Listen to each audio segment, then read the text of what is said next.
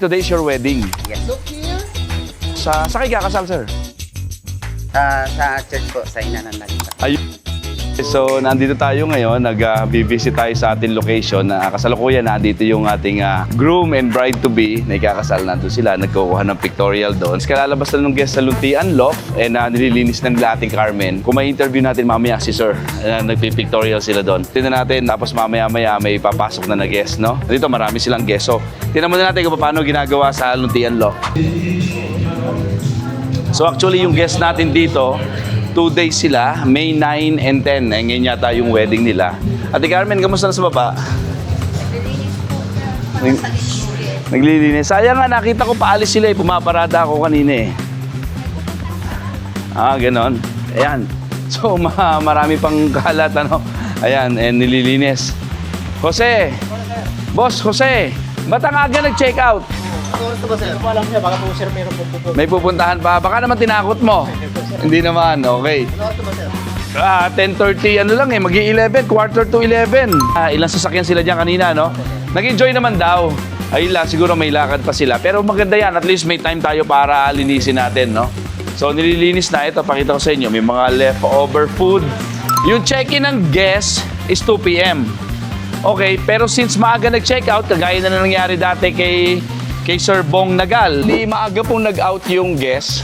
So 11 a.m. nag-out yung guest. Kaya yung request nyo po na mag-check-in 1 p.m., mapagbibigyan po natin. Okay, maraming po salamat. Ayan. Tinawagan natin na maaga nag-check out yung guest. 11 o'clock nag-check out din. And ang hiling ni Bong is 1 p.m. So napagbigyan natin dahil 11 to 12, 12:30 nilinis. Sakto-sakto by 1 nandito sila. And ito, ayan, nakasalukuyan, nililinis na nila Ate Carmen yung ating loft, yung ating kitchen area ng loft, and then nilinisin na yung pool. So, by 12:30 or 1, pwede na to. Yung guest ba, anong oras daw darating, Ate Carmen? Ngayon po, Oo. ay wala pa sila sinasabi. Wala pang sinasabi, so inform natin kung magme-message naman sila sa page kung sakasakali na on the way na sila. Ayan. So, balikan natin yung kasalan sa taas. So, kasama natin si Sir Junel, ano? Ayan. Today's your wedding. Sa kayo kakasal, sir? Sa church po, sa Inanan Nagita. Ayun, sa Inanaging Saklolo. One of the famous church dito. Malapit lang dito actually, right? Like 3 kilometers away from here. So, bali itong Vera Santuario, ginawa niyo yung lugar para sa venue nung Yes, pag-guest reception area. reception area. Ayan. So, ano pong pangalan ng soon-to-be wife, ng bride natin? Vicky po. Si Ma'am Mickey. And wala siya dito? Okay. Bawal yata makita or nakita nyo na? Nakita ko. Okay. So, ano oras po ang wedding? Actually, 1 p.m. 1 p.m. So, nagla-lunch sila ngayon. I think mag-ready na for lunch, no? And then afterward, yung reception dito rin. Apo. Ayan. Kamusta naman po? Ano masasabi niyo sa place?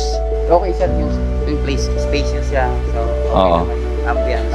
Ayan. Hindi naman mainit. Pag ganito lang, siguro pag Oo. Pero the rest, okay siya, malinis. Oo. So, yung room, maraming room, malinis din yung room.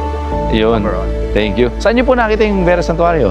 Actually, nag-acquire kami, sir, sa Facebook. Oo. And then, actual acquire na kami. Nag-down na. Yes po. Kayo yung nakausap ko, I believe, ano? Ayun. After Nagduda namin. ba kayo nung una?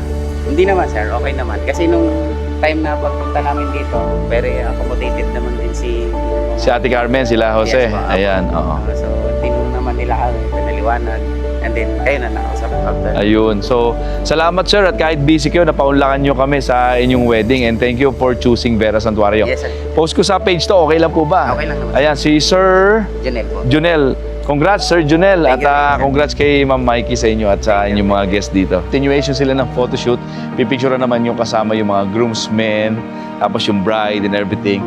Medyo tumirik yung araw, mag-alas 12 na, pero maya-maya okay na ulit yan. Ang kagandahan dito, kahit tirik yung araw, hindi ganun kainit. Kasi nandun yung fresh air, yung wind. Ayan, no?